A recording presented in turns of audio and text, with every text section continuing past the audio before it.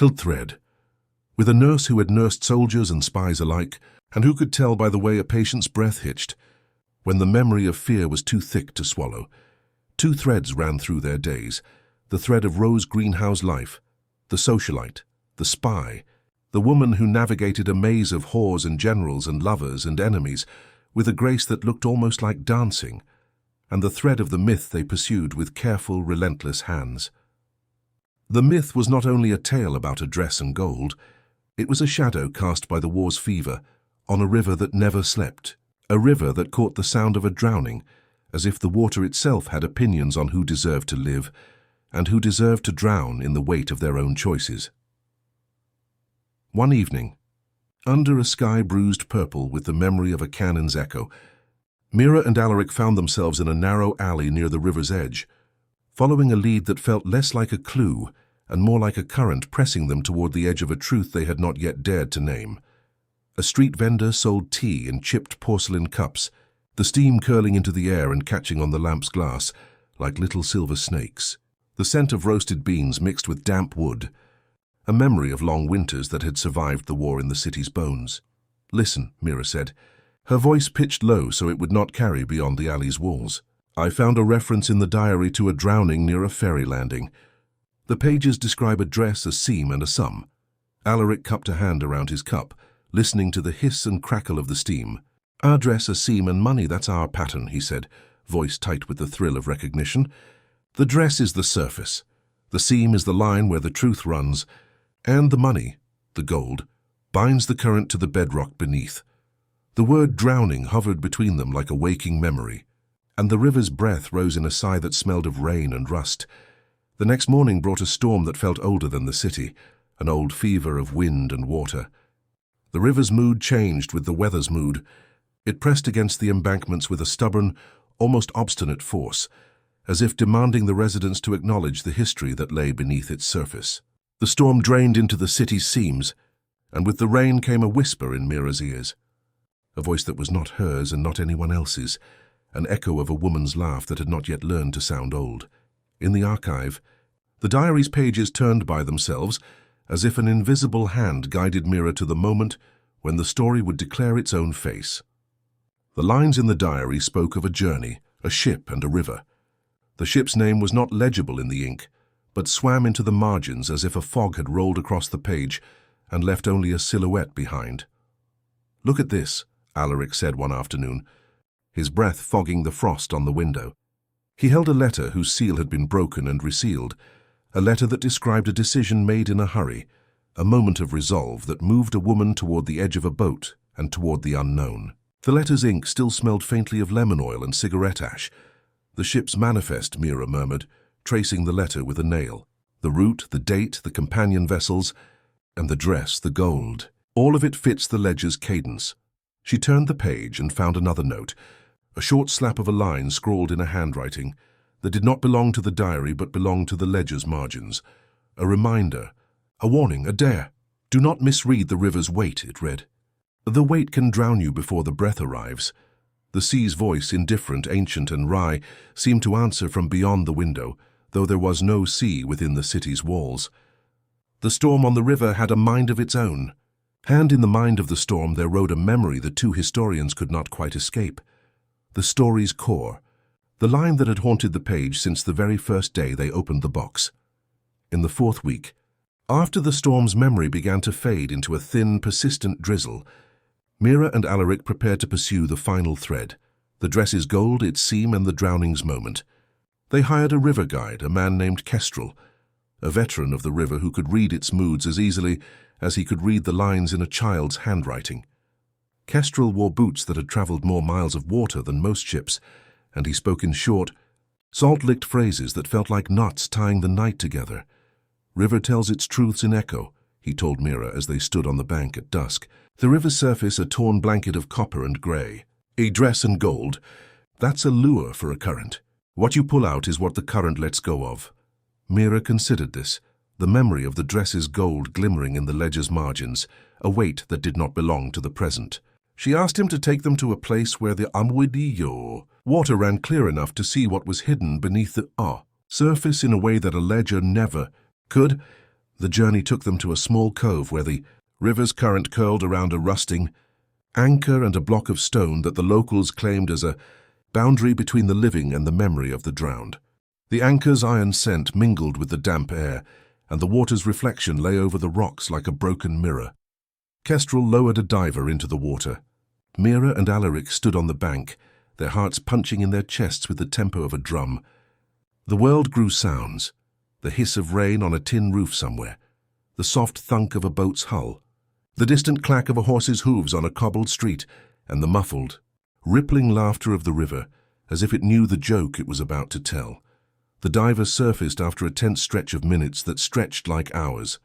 He had found something small and metallic, something that looked almost like a coin but wasn't, something that bore a mark Mira recognized from the ledger's margin, a thin, delicate imprint of a number and a letter that pointed to a particular seam in a dress. "What did you find?" Mira asked, stepping closer to the water's edge, the cold biting through her gloves and biting harder into every nerve ending in her fingers. "A seam," the diver answered in a breathless whisper, the air in his lungs visible as a pale, foggy mist. "A seam that was never fully closed. Inside there's a metal clasp, and below it there's something weighty." They retrieved the object with care. The diver wore a face that was not clean of fear or wonder, but his eyes burned with a secretive light, as though he'd stumbled upon a doorway that was never meant to be opened to the daylight. Back on the shore, the diver exposed the object. It was a small, stubborn rectangle of metal, dulled by water, with a tiny clasp and the telltale glint of something that once might have been gold, but now wore the patina of a long, hard existence. It was not a fortune, not in the size of a chest full of coins, but it was enough to signify what the diary and the ledger had warned about, a seam that held matter's memory. Mira did not reach for it with zeal or greed. She reached for it with a careful awe, the way a doctor might reach for a patient's life with a steady, steady hand, knowing that any tremor could alter the outcome. "What is it?" Alaric asked, his voice thick with the breath of the water. "It's gold," Mira said softly, her gaze fixed on the surface where the material rested within a seam's hollow. "Not a fortune, but a weight that could anchor a life to a moment. And that moment is this one, the moment when the story demanded to be believed, not just by the archive's keepers, but by the living." They did not speak of the moral now. They spoke of the truth as a map with many lines, some of them drawn by the living, some forged by the dead, all converging at this single seam. The gold's weight had been real, and the dress, the thing that once held the gold, was not simply fabric but a vessel for a choice to hide wealth, to guard a secret, or to flee from a fear that gnaws at the bottom of every human heart. That night, Mira wrote in the ledger, with a careful, almost reverent handwriting. She did not describe the wound of the river or the cold bite of the air. She described the truth in terms that did not pretend to absolution. The dress's seam was not simply a seam. It was a line where intention crossed with consequence, where the possibility of getting away with something corrupt and dangerous collided with the inevitable consequence of greed. The days that followed wove a new pattern into their investigation. Interviews with women who had known Rose in her social circles, the men who had seen her generosity and her ruthlessness in equal measure, and the soldiers who had heard whispers of a secret stash that would finance a dangerous plan to undermine Union lines. The stories did not always align, but they converged on the central fact. The money had existed, the dress had held it, and Rose Greenhow's choices had been seasoned with the peculiar salt of ambition. Mira's own life grew crowded with questions about what it means to carry a secret, what it means to decide what to do with wealth that one believes could alter the course of war. The money, the dress, the drowning, these threads pulled toward a single nexus, a decision that could never be undone once spoken aloud. One afternoon, while the city's bells tolled the hour of some meeting between morning and afternoon, Mira and Alaric found themselves at a quiet shop, where a seamstress still worked with older tools, the kind that made sound and memory together. The seamstress, an elderly woman named Inez, had learned the craft from a grandmother who had stitched for a circle of society ladies who believed in opulence as a shield and a badge. Inez listened to Mira describe the diary's lines, the dress fragment, the gold's weight, and the drowning's legend, and she nodded with a slow, precise motion of her head. as if each nod could stitch away some of the story's stubborn weight. "Dress and gold have a memory," Inez said, not looking up from her needle, which flashed in the lamplight with a metallic gleam. "A memory is not just what you wear or what you own, but what you choose to hold on to when the river, the war, and the fear come whispering at your door." "Were you ever asked to hide something for someone?" Mira asked the question suddenly intimate, uncomfortably personal, as if she had spoken the wrong word into the room's thin air. The seamstress's eyes softened, then narrowed with the seriousness of one who had learned to read people as if reading fabrics for signs of wear. "I've stitched many things," she said carefully. "I've sewn pockets into dresses. I've called out a seam that would show through a garment when a person walked in a way that betrayed a lie. But I have never stitched into my own memory anything I could not bear to look at again." That answer, which should have provided distance, instead moved Mira closer to the heart of the matter. The fact that the dress was more than fabric, it was a vessel carrying a moral weight. If the gold had been sewn into the lining with a careful plan to use it to bribe fearsome men, or to bribe a river's path to hide a truth, then the dress was an engine of a choice. The more Mira learned, the more the river's memory began to press its own agenda upon the pair. The river pressed against the bank in a way that felt almost intimate, as if it were listening to every breath a person took, and choosing whether to drown it with a sudden hush, or preserve it with a tide's gentle embrace. It spoke in the gusts that rolled through the city's corridors, in the creaks of old boats tied to the docks, in the clinking of coins that some still kept in pockets for luck or fear. On a night when the world outside had turned quiet with snowfall, Mira stood by the archive window and watched the river sigh, a sound like a long exhale from a creature many centuries old. The gold's weight, an emblem of a life's consideration, hung in her mind's eye as if a coin had become a memory that would not leave. She did not want the story to be merely a tale of a drowning or a sum of wealth. She wanted the story to be about the moral impulse behind a choice, how fear and ambition weave themselves into a single lifeline, how a single seam can hold or break a life. The city's dawn arrived with pale light and cold air that smelled faintly of coal and damp stone. Mira, Alaric, and Inez stood together in a room that smelled of wool, old wood, and the river's damp breath. The diary lay open on the table, its pages marking a path through a labyrinth of memory. The final clue came when Mira found a short note tucked between the diary's pages, written in a script that did not look like Rose Greenhow's, but carried in its corners the same quiet insistence that the past would not be forgotten. It read, "Not all who drown are taken by water. Some drown by the weight of their own desire to control. What lies between fortune and fate?" That line both unsettled and clarified something in Mira. The event, the drowning, appeared to be a metaphor wrapped in a material reality, a dress containing gold, a choice not to remove the gold, a river's cold mercy, and a life lost to greed. Yet the line insisted there was more to the story than the act itself. What mattered was not merely what happened, but what such a thing reveals about the heart that kept such a secret, and the people who believed in the price of keeping it. The river's memory, which had guided them thus far, grew louder in Mira's chest, like a ship's bell calling the crew back to deck. It told her that the story demanded to be told in a way that would not flatter greed or glamorize the risk, but would reveal the human flame behind the flame of ambition, the fear, the love, the pride, and the stubborn choice to endure consequences that one cannot predict. In the weeks that followed, Mira and Alaric drafted a new form of history, a narrative that did not pretend to absolve Rose Greenhow, but did not condemn her without mercy either. They wrote in a voice that allowed for the possibility that even those who lived by a code of secrecy were capable of moral complexity. A person's actions could be both brave and ruinous, capable of shaping events, and yet accountable to the memory of those who must live with the consequences. The final pages did not attempt to create a tidy ending. They presented Rose Greenhow as a living memory, who could not be easily dismissed as either hero or villain, who could not be saved from the river's call by sentiment or by policy. The story's conclusion was not a punishment or a triumph.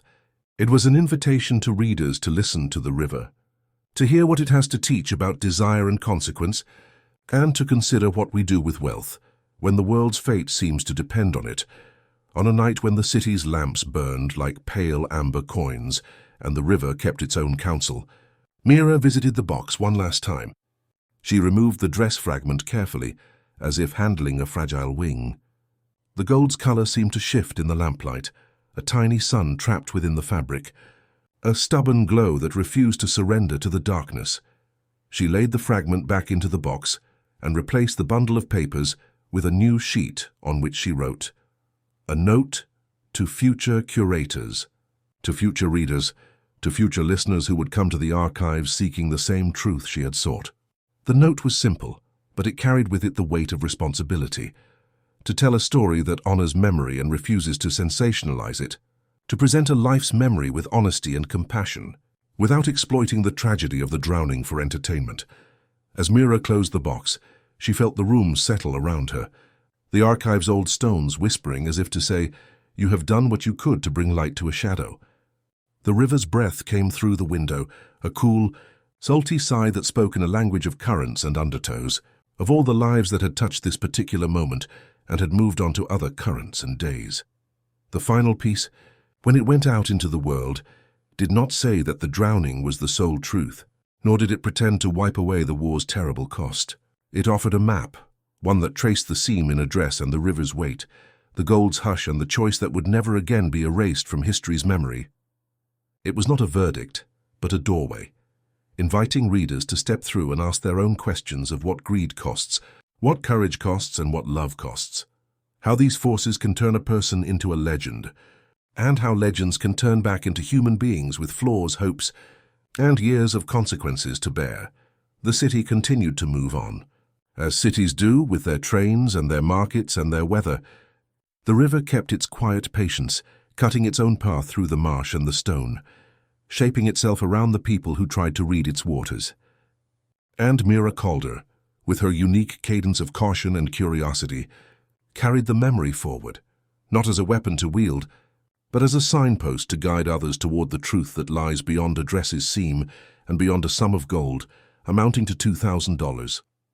In time, when the book of the past was opened again by someone else, they would read the line that had begun this entire voyage. They would read not just the sentence about the drowning and the money, or the codename C609, but the sense of consequence that can shimmer like a thin layer of frost on the river's face, a reminder that every choice has a weight, and every weight has the power to pull one toward the bottom of a river or toward the surface of a conscience. Thus, the story the archive chose to tell, one line, one dress seam, one stubborn sum of gold, remained not as a mere anecdote but as a living memory, a call to listen to the river and to listen, above all, to the truth that greed can drown even the most brilliant of women, not by the water's force alone, but by the gravity of a decision that refuses to be unmade. And if the river ever spoke again in the quiet hours, it would say what it always says in the end, that memory is not a chain to bind the living. Memory is a current that lifts them toward a shore where they can see clearly again, even if what they see is the shadow of a dress's seam and gold threads, glinting and patient.